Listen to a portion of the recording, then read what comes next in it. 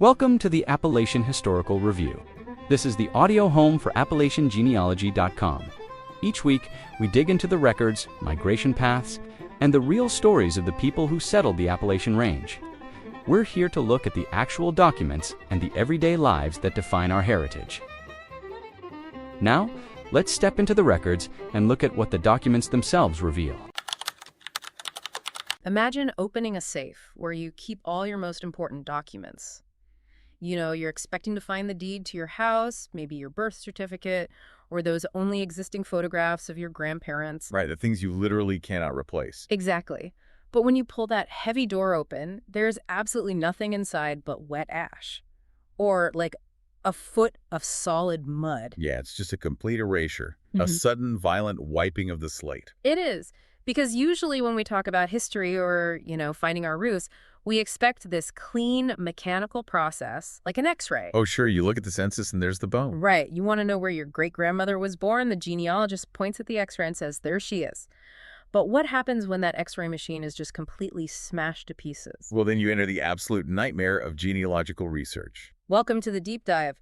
Today, we are exploring a phenomenon known to researchers as the burned county. It is a fascinating topic. It really is. And we have the truly incredible snack of sources to go through today for you. We're talking genealogy field guides, seismological reports, historical archives, and even some industrial disaster databases. Which sound grim, but they are vital. Very grim. But our mission for this deep dive is to show you how historians and everyday people can track down human lives even when the earth literally swallows the paperwork. Yeah, we're looking at some intense creative problem solving. Federal workarounds, unexpected clues, all of it. Okay, let's unpack this. Where does the term Burned County actually come from? Because looking at the sources, it seems like it's grown into this massive umbrella term for just about any disaster. It definitely has, yeah. But it started very specifically in Virginia. Yeah. The term was originally coined to describe counties where the courthouses were, well, literally burned to the ground. During the Civil War, right. Exactly. Mostly during those intense military campaigns between 1861 and 1865. So you had places like Rockingham County where early deeds and wills were packed into a wagon to be saved. And I guess. Yeah, the wagon caught fire. Oh, that is awful. Or you look at Hanover County, which lost almost all its early records in the fires that swept through Richmond. But the sources show that the definition didn't just stay confined to the Civil War. It means more now. Oh, absolutely not. Over time, the terminology expanded significantly.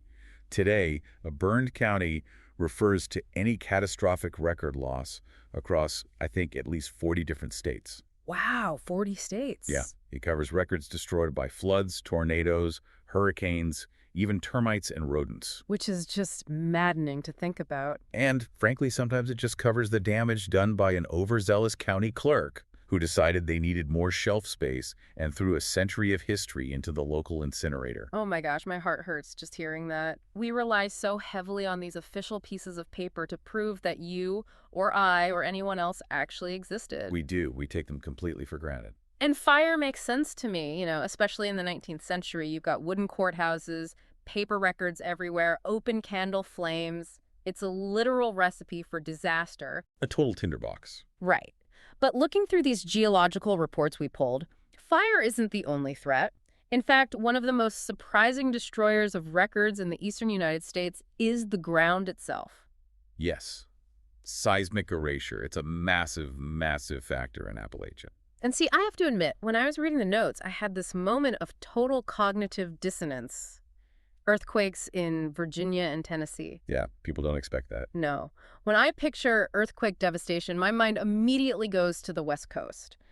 California fault lines. I think of rolling hills and quiet valleys when I think of the Appalachians. It is a very common misconception. We just don't typically associate the East Coast with seismic activity. But those Appalachian tectonic features have repeatedly wreaked havoc on regional record keeping. Because of the buildings themselves, right? Exactly. You have to picture what these 19th century county seats look like. The courthouses in southern and western Appalachia weren't these reinforced concrete bunkers. Right. They were pretty fragile. Very fragile, localized structures. Wood frame buildings or unreinforced masonry. which is essentially just stacked bricks and mortar. That made them incredibly vulnerable to sudden ground motion. I saw the 1897 Giles County, Virginia earthquake mentioned repeatedly in the sources. Can you walk us through what actually happened there? Because the data makes it sound apocalyptic for the region. It was. It was one of the strongest earthquakes in East Coast history. Seismologists estimate it was around a 5.8 or 5.9 magnitude. That's huge. Yeah, in scientific terms, it caused what's known as modified Mercalli intensity the 8 shaking. Okay, pause right there. Because I am not a seismologist, what does a Mercalli intensity 8 actually feel like to a person standing in the middle of town in 1897? Right, so it means it's not just a rumble that rattles your teacups. It means you are physically struggling to stay on your feet. Heavy furniture is overturning inside homes. Oh, wow. And most importantly for our topic, it means poorly built masonry structures suffer severe damage. In the Giles County quake, brick walls cracked wide open. Chimneys collapsed as far away as North Carolina. That is just wild. It was so intense that local natural springs in the town of Pearisburg just started running completely muddy, or they stopped flowing altogether because the subterranean water tables were shifted. But why? I mean, what is happening underneath Virginia that causes the ground to just snap like that? To understand that, you have to look incredibly deep underground at something called the Precambrian crystalline basement. Okay, going back in time. Way back. It goes back millions of years to a process of continental rifting. Basically, long before the Atlantic Ocean existed, there was an ancient body of water called the Iapetus Ocean. Iapetus Ocean, okay. Right. And when the continents rifted apart to form it, the Earth's crust stretched and cracked, creating these massive, deep fault lines. So it's like trying to put together a jigsaw puzzle, but someone shook the table, threw away the box, and lost half the pieces. That's a great way to look at it. But specifically for the ground, it's like a deep, very old geological scar, an injury on the Earth's crust from an ocean that hasn't existed for hundreds of millions of years. That is fascinating. Fast forward to today, and the North American tectonic plate is doing what? It's constantly being squeezed. It's experiencing this east-northeast compression. And that squeezing takes those ancient, dormant scars from the Iapetus Ocean and reactivates them. The pressure causes them to slip, which we call a reverse fault. It's just mind-blowing that an ocean from the Paleozoic era reaches across time to compromise the administrative buildings of a Virginia county in 1897. It really is. And the crucial thing for genealogists is what happens next. When those masonry walls cracked and the courthouse roofs caved in, the shaking itself didn't destroy the paper. Right, paper doesn't break when you shake it. Exactly. It was the exposure. Suddenly, decades of fragile paper files were open to the elements. Rain, mud, mold, opportunistic theft. We see the exact same pattern earlier with the 1842 Obion County earthquake in Tennessee. Oh yeah, the sources mention Obion County had just upgraded from an old log cabin courthouse to a fancy two-story brick building. Terrible timing. Literally the worst. The 1842 quake hits, and because that brick building came down, an entire decade of wills, probates, and estate records from 1823 to 1834 just vanished into the rubble. And if we connect this to the bigger picture, that structural vulnerability across Tennessee is historically tied to the massive 1811 to 1812 New Madrid earthquake sequence. Those are the ones that actually created a lake, right? Yes, Reelfoot Lake in Tennessee. The shocks were so powerful, they simultaneously lifted and sank massive tracts of land. So the point is, localized structural failures of early courthouses weren't freak anomalies. They were a persistent regional threat. Okay, so the earth shaking is terrifying. But reading through these Appalachian archives, it becomes pretty clear that while an earthquake might crack the safe open, water is the thing that actually dissolves the history. Oh, without a doubt. Water seems to be the ultimate enemy in the mountains. It really is. Hydrometeorological disasters, specifically flash floods and river surges, are devastating in Appalachia, and it all comes down to the topography. Well, picture the Appalachian Mountains. Flat, arable land is incredibly scarce. The terrain is mostly these steep, V-shaped valleys. Right, very dramatic drops. So when heavy rain falls, it doesn't spread out and absorb into a plain. The mountains act like a giant funnel. They collect all that runoff and shoot it down into the valley floor like a water cannon. And because humans are practical and flat land is so rare, they built their entire towns right at the bottom of that funnel. Exactly. County seats and commercial centers were built on the low-lying bottom land right next to major waterways. It was the only logical place to build roads and businesses. But it put the courthouses squarely in the path of destruction. Squarely in the path. I was looking at the data on the April 1977 Tug Fork flood, and the numbers are just staggering. Tell the listener what happened in Buchanan County, Virginia, and Mingo County, West Virginia. It was a catastrophic event. After days of intense rain, the Tug Fork River crested at over 52 feet in the city of Williamson. 52 feet. To put that in perspective, that is more than 25 feet above the official flood stage. The water was literally halfway up the telephone poles. Easily. It caused over $100 million in damages in Mingo County alone.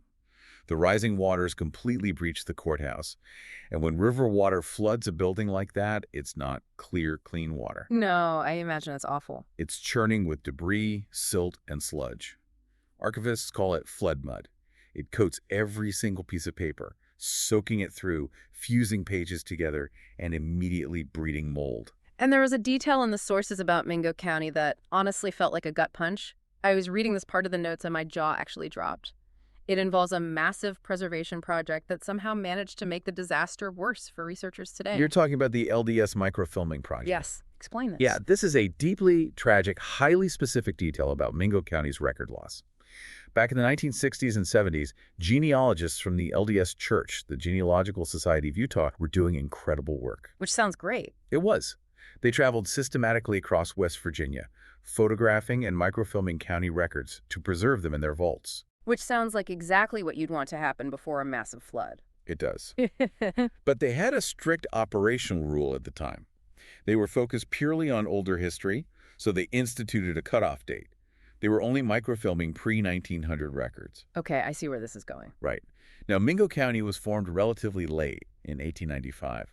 Because there was only a 5-year window of records that fit their criteria, the genealogists decided it wasn't worth the logistical effort. They bypassed Mingo County entirely. They bypassed it entirely. So because of an arbitrary bureaucratic cutoff date, they skipped the town. And then just a few years later, the 1977 Tug Fork flood hit. Precisely. Those early 20th century records hadn't been microfilmed. They sat in the courthouse, and they drowned in the flood mud. Because of that one decision made for the sake of efficiency, a massive chunk of early 1900s history was lost forever. It's heartbreaking. An entire generation of births, marriages, and property deals just washed down the river. But the sources also show that when the official civil records wash away, researchers don't just give up. No, you can't. Right. We can sometimes rely on the community's own trauma response to piece things back together. I'm thinking of the 1889 Johnstown flood in Pennsylvania. Oh, the Johnstown flood is a perfect example. Yeah. If we connect this to the bigger picture, these disasters force us to look outside traditional government buildings for proof of life. When the South Fork Dam failed, it sent a wall of water that practically erased entire neighborhoods. The municipal records must have been pure chaos. Total chaos. But researchers today use a really unique surrogate document to trace families from that era. It's C.B. Clark's Johnstown Directory and Citizens Register. And what makes this directory so special? Because on its face, a city directory just sounds like reading an old phone book. Well, it was supposed to be. It was compiled in May 1889, right before the flood hit. It was just a standard ledger listing names, addresses, and occupations. Okay. But immediately after the dam broke and the waters receded, someone, likely a local official or the publisher, took that exact directory and manually went through it. They made little hand-drawn, annotated symbols next to the printed names. They turned it into a real-time casualty list. Exactly. They used symbols to mark who died, who survived, and who was just missing in the debris. Right. And that transforms a mundane business directory into a vital genealogical anchor. Take the case study of Jacob Katzenstein, which is detailed in the archives we reviewed. Oh, yes. His story was incredible. He was a German immigrant merchant living in Johnstown. The flood took the lives of his wife, Ella, and his 2 sons, Milton and Edwin. So if the civil death certificates and marriage licenses are gone, how do researchers even prove his family existed, let alone figure out what happened to Jacob after the flood? You have to triangulate. You build a web of secondary evidence.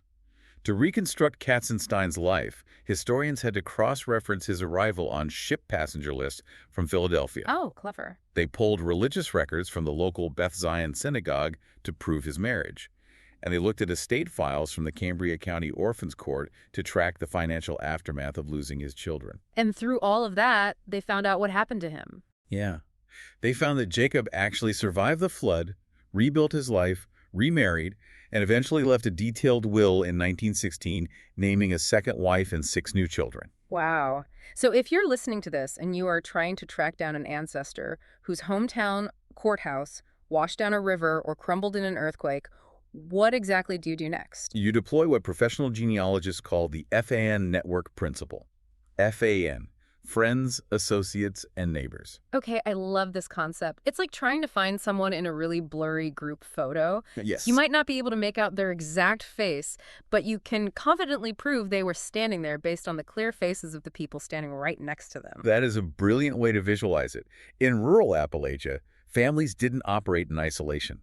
They migrated together in clusters. They intermarried within very small, tight-knit communities. Right. They bought and sold land to the same 5 families. So if your great-grandfather's specific deed is burned, you go looking for the records of his brother-in-law or the guy who owned the farm next door. You also search surrounding counties. Because of the topography again. Right. Mountain roads were winding, steep, and difficult to navigate. People often didn't care where the invisible county line was drawn on a map. They just went wherever it was closest. Exactly. They filed their marriage bond or their property deed in a neighboring county simply because it was an easier horseback ride to that particular courthouse. Practicality always won out over strict jurisdiction. That makes total sense. And if the local level is completely compromised, say the surrounding counties burned too, the sources suggest looking up the chain, because the local courthouse might be gone, but the federal government didn't wash away. Precisely. You look for federal substitutes. And a massive gold mine for the burned counties of the South is the Southern Claims Commission, or SCC. Here's where it gets really interesting. I saw this in the notes. The SCC was established in 1871, right after the Civil War. It was essentially a federal program set up to allow Unionist citizens living in the South to claim compensation for property like horses, crops, timber that was confiscated by the Union Army during the war. But the catch was the burden of proof. It was an incredibly high bar. To get that compensation, the claimant had to legally prove they maintained constant, unwavering loyalty to the Union throughout the entire war, despite living deep in Confederate territory. Which, as you can imagine, was dangerous and very hard to document. So to prove their loyalty, these people had to provide massive sworn depositions. Yeah, the files are huge. They hauled their neighbors, their relatives, and even formerly enslaved people in front of federal commissioners to testify on their behalf. And those depositions are incredibly rich in personal narrative. For a burned county like Rockingham County, Virginia, where the local courthouse records were destroyed in that wagon fire in 1864, these federal SCC files are an absolute revelation today. Because they have all the family details in them. Exactly. Yeah. They contain detailed stories, complex family structures, and community dynamics that simply do not exist anywhere else on Earth. And because it was a federal commission, all that paperwork was shipped to Washington, D.C., safely locked away far from the local courthouse fires. I noticed we see a similar workaround at the state level with the West Virginia State Court of Claims. Let's break that down for a second. If you were a citizen back then and you wanted to sue a state agency, say a state-owned vehicle crashed into your property, you couldn't just take them to your local county small claims court. Right. Because of a legal concept called state sovereign immunity. Yeah. You generally can't sue the government without its permission. So to get that permission and file the suit, you had to go to the boss's office. You had to go through a specialized court of claims, which operated out of the state capital in Charleston. Yes. That meant all your testimony, your family details, your property boundaries, it was all packaged up and shipped off to the capital, safely insulated from whatever flood or fire might eventually hit your local county seat. It raises a really important theme: the centralization of bureaucracy, accidentally preserving the history of disaster-struck communities. But not everyone owned land or sued the government or filed a federal claim. Which brings us to the final and honestly the darkest source of documentation in this entire stack. Yeah, this is where it gets tough. When civil records drowned or were swallowed by the earth, researchers looked to the massive industry that dominated the region to fill the void: coal mining. The corporate ledgers of the coal mines effectively became a surrogate census. They did. The rapid industrialization of Appalachia drew thousands of workers: native mountaineers, European immigrants stepping off boats, black laborers migrating from the South. And it was incredibly dangerous work. Brutally dangerous. Because underground coal mining was inherently so hazardous, the state and the mining corporations had to keep very strict tabs on fatal and non-fatal accidents. I was looking at the ledgers for the Pennsylvania anthracite and bituminous districts. The level of detail isn't just administrative, it's almost clinical. Why are these specific logs so crucial for genealogists today? Because of how granular they are. They don't just lift a name and a day of an accident. The mining inspectors recorded the miner's exact nationality, their age, their marital status, and explicitly the exact number of widows and orphans they left behind in the event of a fatal accident. Wow. Take the specific story of Alexander Kaprowski. We really only know his story because of these industrial logs. He was a Polish immigrant miner, just 28 years old. In June 1909, he was fatally burned by a gas explosion in an old airway in a Luzerne County mine. And the ledger painstakingly notes that he left behind one widow and one orphan. But I have to push back here for a second because reading this, it feels incredibly morbid. I know. It's hard to process. We are effectively mining tragedy for data. We are relying on the corporate ledgers of horrific fatal accidents just to prove these people lived, simply because civil society's records washed away in a flood. That is a heavy, completely valid reaction. It is a grim reality. But what's fascinating here is that genealogists view it from a slightly different angle. Using these records actually reclaims their humanity from the margins of history. How so? Well, these men were often treated as entirely disposable labor by the massive corporations of the era. By pulling their names, their nationalities, and the existence of their families out of a dusty state archive, modern descendants are honoring their existence. We're refusing to let them be erased by both the industrial machine that used them and the natural disasters that plagued their hometowns. It gives them their names back. Exactly. We see this vividly with the Hawks Nest Tunnel disaster in West Virginia. This was an absolute tragedy where hundreds of predominantly Black migrant workers died of acute silicosis. Just a horrific event. They were forced to drill through solid silica rock for a hydroelectric project without proper masks or ventilation. And the company running the project, Reinhardt and Dennis, kept minimal worker logs. When these men died, their families down in the Deep South were rarely even notified.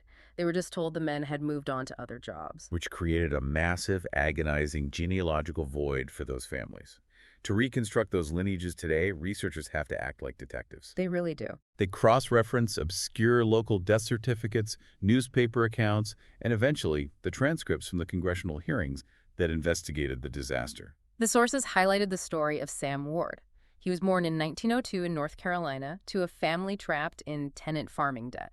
He migrated to West Virginia to work in that tunnel. And his life can only be traced because of the disaster. Exactly. His migration and his ultimate death can only be tracked today because the sheer scale of the industrial tragedy forced a federal investigation.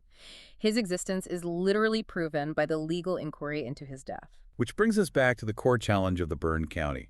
When the primary documents fail, when the courthouse burns, or the earth cracks open, or the river crests 50 feet, history doesn't stop existing. It just shifts into the secondary documents, the business directories, the claims commissions, the accident reports. So what does this all mean? We started this deep dive by talking about hitting a brick wall, the X-ray machine of history being broken. I think the core message here is that a human life is simply too big and leaves too much of a wake to be defined by a single piece of paper in a local courthouse.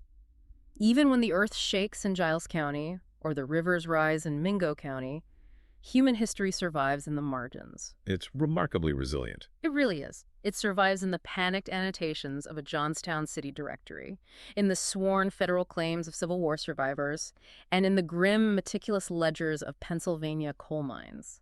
And for anyone listening who is researching their own history or just trying to navigate the information landscape today, this teaches us critical thinking. It teaches resilience. You cannot rely on a single source of truth because that source might literally be built on a fault line or a floodplain. You have to look at the people standing next to your subject in that blurry photo. Exactly. It's about creative problem solving. And we live in an age where we assume everything is permanent. We think our data is so safe today. We have the cloud, redundant servers, digital backups. We feel very secure. But it makes you wonder. What if a massive solar flare or a global cyber catastrophe wiped out all our servers tomorrow? If we accidentally create a modern digital burned county, what alternative physical records will future historians have to dig up to prove that you existed? Will they find your name in an old school yearbook, a community newsletter, or something we haven't even considered yet? The X-ray might be broken, but the picture is still there, waiting to be developed. Until next time. Thank you for listening to this installment of the Appalachian Historical Review. Remember to visit the digital archive at appalachiangenealogy.com. Join us next time for further study into the records and history of the Appalachian region.